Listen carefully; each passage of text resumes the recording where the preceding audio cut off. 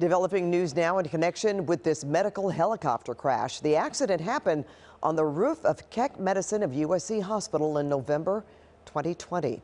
Assignment Desk Editor Mike Rogers is live at the desk now with details of this new report that sheds light on this crash, Mike. Hi, Pat. Yeah, and I've been consulting with the chief pilot over at SkyCal to help us better understand exactly what happened here. And I want to basically explain it like the wheel of a skateboard. The wheel of the skateboard has a nut in it that keeps the bearing on track.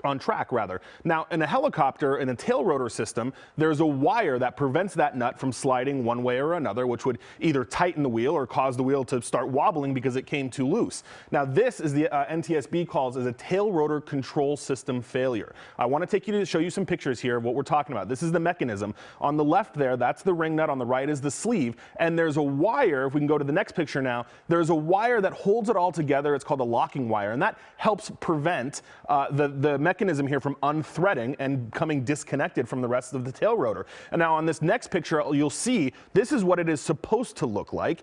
And what the investigators found is that wire failed, snapped, and that allowed the mechanism to unthread itself, which gave the pilot no control over the tail rotor. That's why in that video we saw it spinning that way. Now, Augusta, who manufactures this helicopter, it's an Augusta 109, was aware of this issue where some of these were doing this. There were several incidents that the NTSB, the FAA, and the manufacturer were aware of. They issued airworthiness directives to pilots to check each of these things prior to every flight. Now, as we come back on camera here, I can tell you that the NTSB says this was done. They did go through the maintenance records of the provider of the helicopter and said that those checks were completed. So they're not entirely sure exactly what caused it to fail, but that was the ultimate cause here. Now, we did reach out to the FAA, who would be in charge of any regulatory issues here if the helicopter provider is going to get fined, if the manufacturer of the helicopter could get fined. That's all still up in the air. We're waiting for the FAA to get back to us. But, Pat, that crash that went so viral, we saw that video of,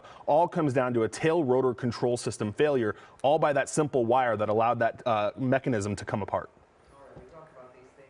Maybe not necessarily landing on a building or, mislanding on a building like that, but a number of helicopter crashes and we're not quite able to see some of the things that you talked about there with the parts. So right, and Pat, I really quickly want to point out our chief pilot said had that helicopter been flying in the air at full speed, because of the airspeed and the altitude that it would have had, the helicopter would not have spun that way. So this happened because he was so low to that helipad coming in for that landing. All right, well, a lot of information. Thank you so much, Mike.